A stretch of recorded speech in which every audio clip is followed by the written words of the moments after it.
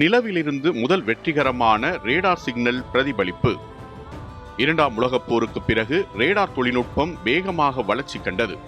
போர்க்காலத்தில் விமானங்கள் மற்றும் கப்பல்களை கண்டறிய பயன்படுத்தப்பட்ட ரேடார் அதன் பின்னர் அறிவியல் ஆய்வுகளுக்கும் பயன்படுத்தப்பட தொடங்கியது.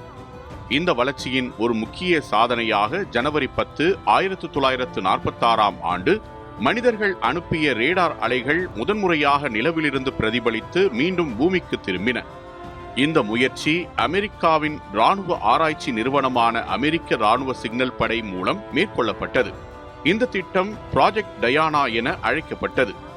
நியூ ஜெர்சி மாநிலத்தின் கேம்ப் எவன்ஸ் என்ற இடத்திலிருந்து மிக சக்தி வாய்ந்த ரேடார் கருவி பயன்படுத்தி இந்த சோதனை நடத்தப்பட்டது.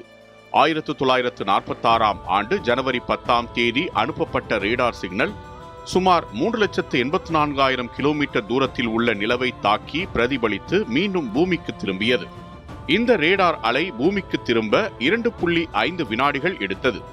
இந்த நேர கணக்கீடு நிலவின் தூரத்தை மேலும் துல்லியமாக அறிய உதவியது. இந்த சாதனை பூமியின் வளிமண்டலத்தை தாண்டி மின்காந்த அலைகள் பயணம் செய்ய முடியும் என்பதை உறுதிப்படுத்தியது. இதன் மூலம் விண்வெளி தொடர்பு சாத்தியம் என்பதை உலகிற்கு நிரூபித்தது. நிலவிலிருந்து பிரதிபலித்த ரேடார் சிக்னல் விண்வெளி ஆராய்ச்சியில் ஒரு புதிய அத்தியாயத்தை தொடங்கியது. இது செயற்கைக்கோள்கள் மற்றும் விண்வெளி தொடர்பு தொழில்நுட்பங்களுக்கு அடித்தளமாக அமைந்தது.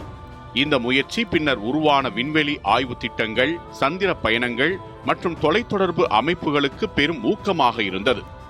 ஆகவே 1946 ஆண்டு நிலவிலிருந்து ரேடார் சிக்னல் வெற்றிகரமாக பிரதிபலித்த நிகழ்வு மனிதனின் விண்வெளி ஆராய்ச்சி வரலாற்றில் ஒரு முக்கிய மைல்கல்லாக கருதப்படுகிறது.